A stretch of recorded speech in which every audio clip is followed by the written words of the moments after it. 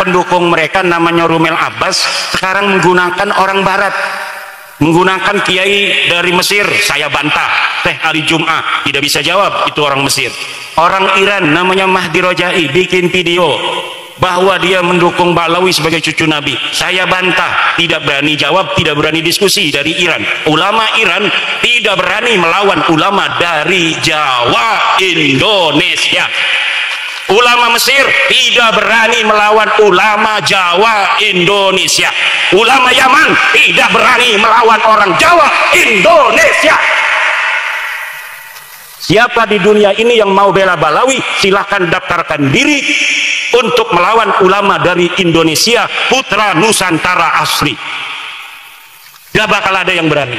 Ayo bareng-bareng. Ashadu anna Ba'lawi laisu min durriyati Rasulillahi sallallahu alaihi wa alihi wasallam.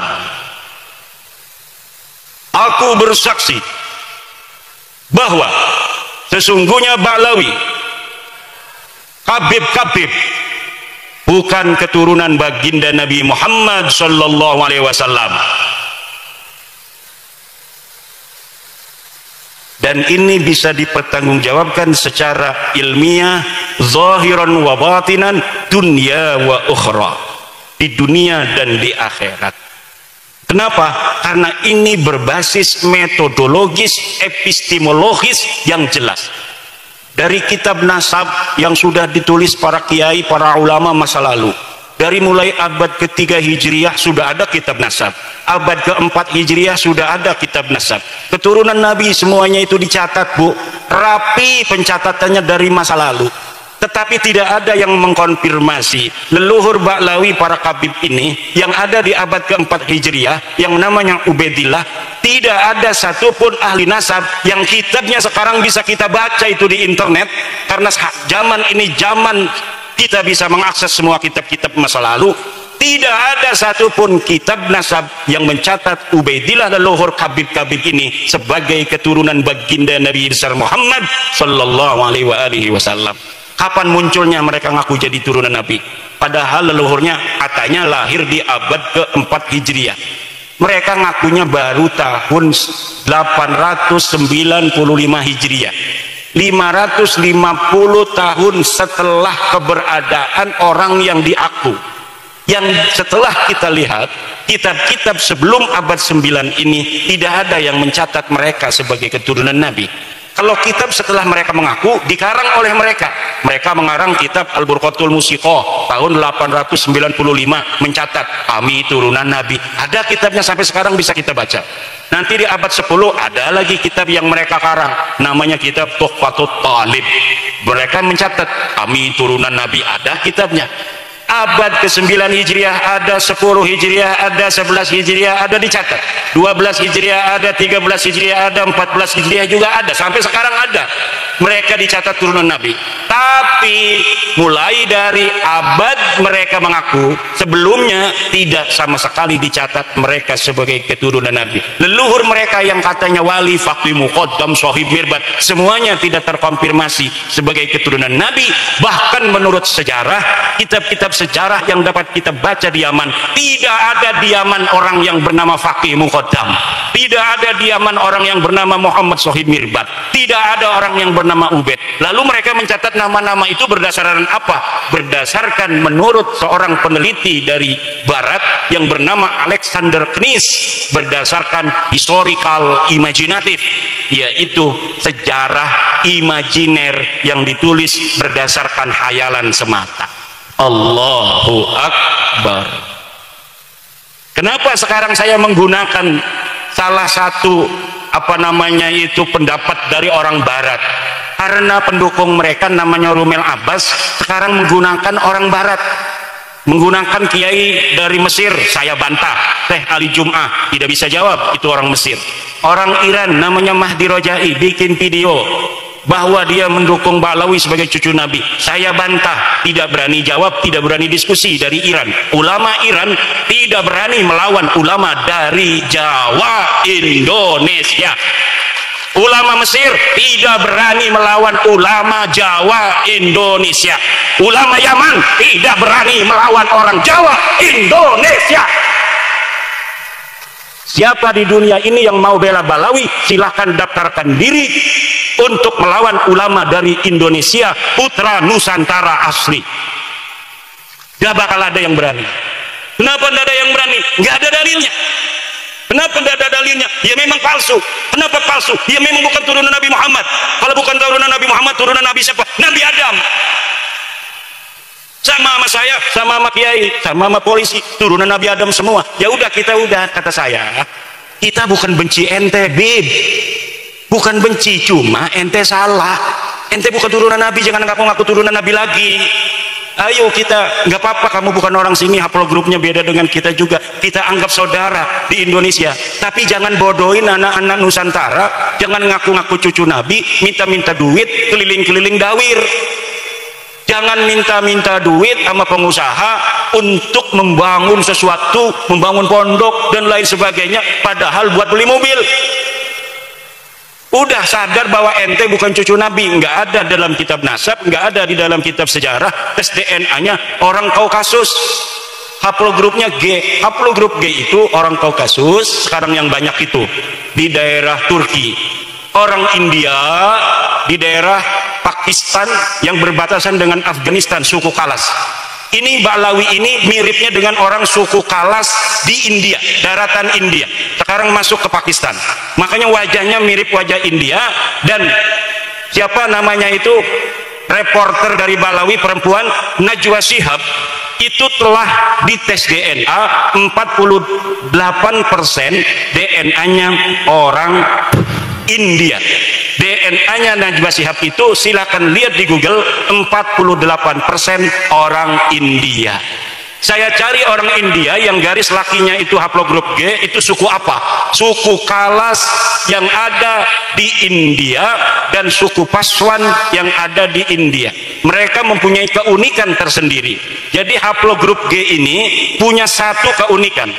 Dulu ketika mereka masuk agama Yahudi di abad 10 Masehi, mereka mengaku keturunan Nabi Ishak yang ke-13. Ketika mereka ada di India, di Kalas, di dataran Pakistan sekarang, mereka mengaku keturunan Alexander Agung. Ketika ada di India beragama Hindu, mereka di suku Paswan mengaku sebagai keturunan daripada Dursusana. Ketika di Islam di Indonesia dan di Yaman, mereka mengaku sebagai keturunan baginda Nabi besar Muhammad sallallahu alaihi wasallam. Kayaknya haplogrup G ini kalau di agama Kristen ngaku sebagai anaknya Yesus Kristus. Untung Nabi Isa nggak punya istri, nggak punya anak. Kalau Nabi Isa itu diriwayatkan punya anak, mereka banyak yang akan masuk Kristen mengaku sebagai keturunan Yesus Kristus. Sayangnya Yesus nggak punya anak. Di Indonesia mereka nyangkol-nyangkol juga kepada pahlawan-pahlawan Indonesia. Ada yang mengaku keturunan Hamengkubuwono, ada yang mengaku sebagai keturunan Sunan Giri. Jalur lakinya kami dari Balawi, jalur perempuannya dari Sunan Gunung Jati. Ada yang ngaku ke Banten. Kebetulan saya ini salah satu nasabah di Banten sejak 2012. Jadi sudah agak hafal seluruh keturunan-keturunan Sultan Banten dan di mana adanya komunitas keturunan Sultan Banten. Ada seorang Balawi ngaku keturunan Sultan Banten dari ibunya katanya. Dari siapa? Dari Pangeran Mesir bin Sultan Ageng Tirtayasa. Saya langsung hubungi keturunan Sultan Mesir yang ada di Pontang, dekat dengan Kresek, masuk Kabupaten Serang. Betul nggak ada susunan nasab seperti ini yang dari keluarga Pangeran Mesir? Ini bohong Kiai, ini palsu, palsu. Mereka mengaku keturunan Jogja dari Hamengkubuwono II. Saya teliti, saya konfirmasi kepada peneliti nasab di Jogja, palsu. Ngaku Sunan Giri, palsu. Ngaku apa saja, ngaku kiai, ngaku ulama. Masa ulama nggak suruh baca kitab dari kiri ke kanan? Selama ini yang dibicarakan berarti bukan berdasarkan ilmu, berdasarkan hafalan anak-anak mau tampil pidato itu. mau tampil pidato dia hafalin gitu, tapi ndak mondok, sehingga dia nggak paham. Ilmu itu bukan apa yang dihafal, tapi apa yang dipahami di dalam sukma, sehingga menjadi kebijaksanaan untuk menentukan sebuah hukum Allah Subhanahu wa Ta'ala berdasarkan Al-Quran, Al-Hadis, kemudian dialakohkan dengan wakil kejadian yang menyertainya. Itu namanya alim, namanya kiai. Itu kiai kita itu kenapa kiai kita itu pada tawadhu? Karena ilmunya itu rasihun fi qulubihim, ilmunya masuk ke relung-relung jiwa, relung-relung hati mereka. Semakin banyak ilmunya kiai, semakin tunduk kayak padi, semakin berisi dia semakin menunduk. Semakin ada orang menghormati, semakin dia menghormati orang yang menghormatinya. Ini akhlak bangsa kita, bangsa Nusantara. Tapi mereka kalau dihormati lunjak, semakin dihormati semakin yang menghormatinya dimanfaatin, duitnya diroyot, apa tuh istilahnya, diporotin. Kalau ada mukibin kaya udah habis itu, punya mobil Alphard diminta, kalau enggak walat ente. Orang mengkritik mereka, kata Novel Anidrus, orang yang berani mengkritik Habib itu adalah dajjal. Tidak ada itu dalam ajaran. Orang yang mengkritik Rasulullah aja, Rasulullah nggak pernah bilang yang mengkritik beliau itu dajjal. Sahabat beberapa kesempatan diriwayatkan pula itu bermusyawarah dengan Rasul, bertanya, wahai Rasul, apakah pendapatmu ini berdasarkan wahyu, apakah berdasar pendapatmu sendiri? Kalau berdasarkan wahyu kita harus ikuti, kalau berdasarkan pendapatmu bolehkah kami memberikan masukan apa yang seharusnya kita lakukan dalam perang ini? Itu aja Rasulullah, apalagi manusia biasa. Manusia biasa itu Bapak Ibu, kalamuhu yuraddu wa yuqbalu qauluhu illa sahib hadal qabri.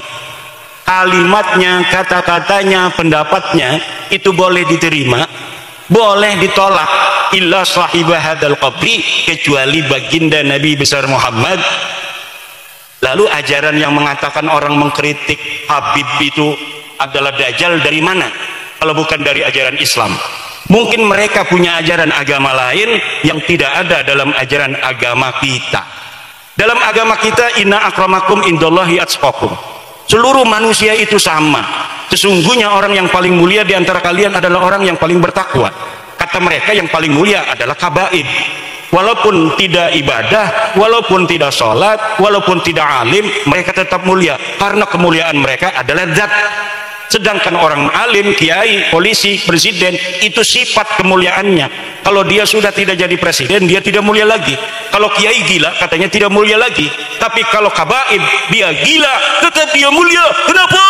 Karena di dalam dirinya ada darah Rasulullah. Dulu tuh nggak laku lagi, Beb. Jangan ngomong-ngomong gitu lagi, nanti diketawain orang Banjarnegara, nanti diketawain orang Purbalingga, nanti diketawain anak-anak Nusantara. Anak Nusantara hari ini sudah tahu ente bukan turunan Nabi. Kalau ente ngomong dengan ilmu kita terima, tapi kalau ente ngomong lagi dengan doktrin-doktrin, tidak ada lagi tempat bagimu. Karena bangsa Indonesia hari ini sudah cerdas, sudah mempunyai pencerahan bahwa sesungguhnya kemuliaan manusia di mata Allah hanyalah berdasarkan takwa, bukan berdasarkan nasab. Tujuh, Bu. Siapapun, anak siapapun bisa jadi apapun di negara kita yang tercinta Indonesia. Siapa anak-anak dari kampung ini di atas hutan yang pengen jadi presiden Indonesia, sekolah. Dia harus sekolah di MTS, dia harus punya ijazah aliyah, dia harus kuliah, nanti lulus kuliah bikin partai politik, nanti calon presiden. Semuanya bisa asal punya partai. Betul? Ini kemuliaan agama Islam sama ibu-ibu dengan kemuliaan yang diatur oleh Pancasila.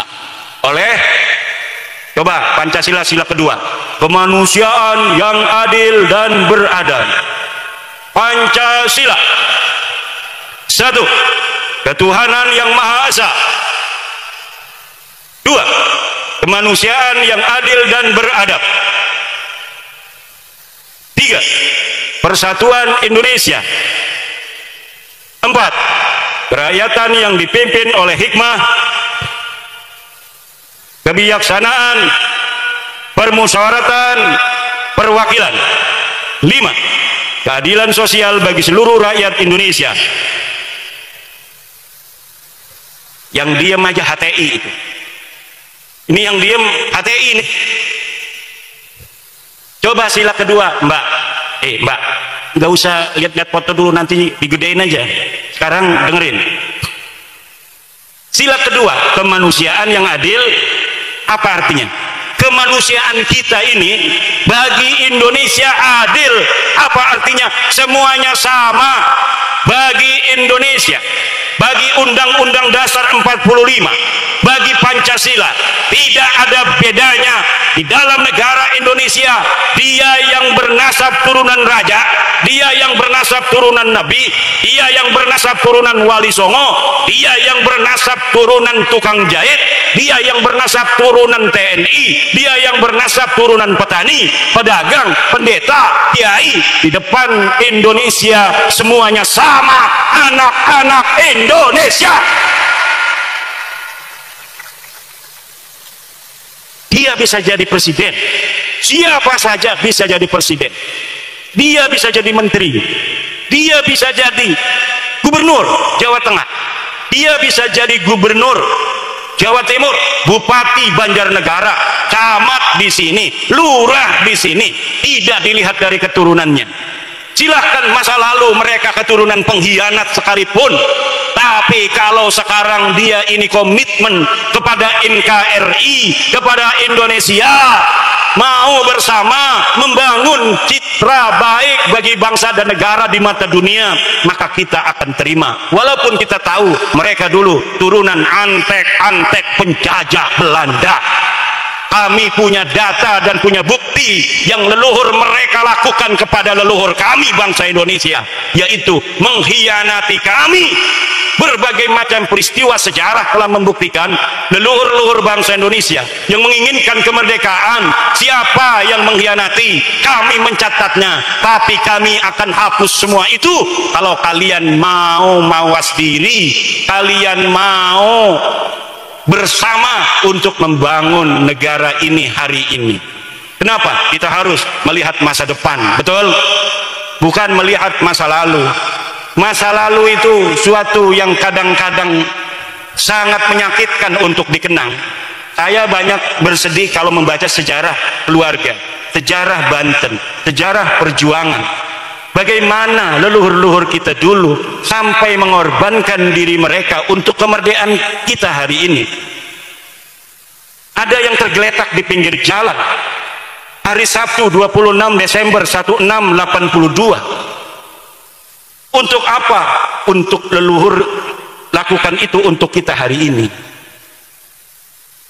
Tapi banyak yang leluhurnya sebagai antek-antek penjajah kemudian mencatatkan nama mereka sebagai pahlawan. Ketika dicari sejarahnya,aya. Di mana mereka ketika perang Cilegon 1888? Di mana mereka ketika perang Diponegoro 1825? Di mana mereka ketika perang merebut kemerdekaan? Di mana mereka ketika perang mempertahankan kemerdekaan? Ketika masyarakat Surabaya 10 November 45 mati berkalang tanah, di mana mereka berada? Tidak ada satupun dokumen yang menyatakan Balawi ada di sana. Tidak ada. Tapi kita tidak akan mengungkit-ungkit masa lalu. Kita menatap masa depan, hari ini dan masa depan. Ayo kita bersama. Jangan ngaku turunan Nabi, jangan merasa paling mulia, karena memang kamu tidak mulia. Tidak ada yang pantas kamu banggakan. Kamu ngaku turunan Nabi, bukan turunan Nabi. Kamu mengaku orang berilmu, bukan orang berilmu. Wani ngadu. Kamu ngaku sebagai orang soleh, tidak soleh. Banyak yang kemarin ketangkep itu ngebegal motor, betul? Tukang malak-malak kiai, malak-malak orang. Apa yang kamu banggakan? Tidak ada yang pantas kamu banggakan di tanah Indonesia ini. Yang harus kamu lakukan, didik anakmu, suruh mondok kepada kiai-kiai biar pinter. Nanti biar dia yang merubah sejarahmu menjadi sejarah yang baik untuk bangsa dan negeri ini. Amin ya robbal Itu saja kalau saya. Enggak kayak PWI. Kalau PWI lebih gawat dari saya. PWI itu gawat lebih dari saya. PWI itu luar biasa semangatnya, ini ketuanya nih. Ketua PWI ini semangatnya luar biasa, galak. Kenapa? Dulunya dia akalin melulu, dulunya dibohongin, banyak dibohongin, jadi sekarang muara itu. Makanya kalau saya jangan tolak-tolak orang datang. Saya ini pribadi saya, karena organisasi ini milik banyak orang, jadi pendapat saya itu harus nurut banyak orang. Kalau bagi saya, siapa saja Malawi mau kemana saja persilahkan saja. Kalau ada yang mau masih mau jadi kibin. Kalau kita tidak setuju, ngomong tidak setuju. Tapi cukup tidak setuju saja. Tapi di Jawa Timur, Jawa Tengah, kalau sudah tidak setuju, pokoknya ente aing mah kalasang geus dieu, cenah ye aing ye. Sakit ye. Nah makanya kita tidak bisa untuk memutuskan organisasi berdasarkan keinginan saya, tidak. Makanya ya walaupun kita tidak setuju, karena itu keputusan organisasi otoritas daerahnya masing-masing, silakan saja sepanjang tidak mengganggu kepentingan publik, tidak mengganggu negara, tidak mengganggu agama. Biar kasih pelajaran saja, biar mereka sadar. Kalau sudah sadar kan alhamdulillah. Tapi jangan sampai ada hal-hal yang tidak diinginkan. Kenapa? Karena yang akan rugi adalah saudara-saudara kita. Kibin-kibin itu, kibin itu siapa sih? Saudara kita. Understand? Understand? Understand? Kibin itu jangan dikira musuh saudara kita. PWI ada untuk mereka. Kalau mereka nggak merasa terjajah loh. Orang yang belum dalam kesadaran itu walaupun dijajah nggak merasa dijajah. Dia diperbudak nggak merasa diperbudak. Kita saudaranya yang melihat, yang netesin air mata. Turunan raja, turunan orang terhormat jadi budak dari orang yang turunannya nggak jelas. Turunan pahlawan-pahlawan Indonesia yang dulunya ahli perang, yang dulunya ahli mempertahankan negara, sekarang dibodohin oleh turunan wayang yang nama leluhurnya tidak ditulis oleh sejarah sama sekali. Leluhur orang Banjarnegara, orang Purbalingga, ini orang-orang besar. Makanya sekarang Presiden Indonesia ini ada darah Purbalingga, ada darah Banyumas, ada darah Banjarnegara. Siapa yang tahu Pak Prabowo? Ada darah sininya, bos. Ini daerah sini jangan gegabah. Laikun li ayyasira roisan fi Indonesia. Layak jadi pemimpin-pemimpin. Dulu orang Solo pernah presiden orang Solo, betul? Pak Harto, Pak Jokowi. Sekarang giliran orang Banyumas, Purbalingga, Banjarnegara yang punya presiden. Alhamdulillah. Pak Prabowo itu kakeknya orang sini, namanya Pak Sumitro Joyo Hadikusumo. Harus bangga jaga negara ini karena salah satu putra terbaik daerah sini jadi Presiden Republik Indonesia. Alhamdulillah. Ini menunjukkan siapapun anak-anak Banjarnegara bisa jadi presiden. Siapapun anak-anak Banjarnegara bisa jadi gubernur Jateng. Kalau kemarin itu Pak Ganjar dengan Pak Prabowo itu orang sini semua kakeknya, betul? Pak Ganjar Purbalingga ya? Purbalingga. Pak Prabowo orang Purbalingga, Banyumas, Banjarnegara, leluhurnya itu pernah jadi bupati-bupati. Itu kalau siapapun yang jadi, Pak Ganjar yang jadi, yang menang orang Banjarnegara, wong kresek kalah. Yang jadi Pak Prabowo yang menang orang Banjarnegara, Purbalingga, Banyumas. Ini patut disyukuri bahwa ada putra kita, saudara kita yang jadi Presiden Republik Indonesia. Makanya harus bantu negara. Bagaimana caranya? Hai PWI, jaga keamanan negara kita Republik Indonesia. Kalau perang mah perang. Orang sini jagonya perang. Understand? Siapa yang mendampingi Pangeran Diponegoro perang melawan Belanda? Dia orang Banjarnegara, orang Banyumas, orang Purbalingga.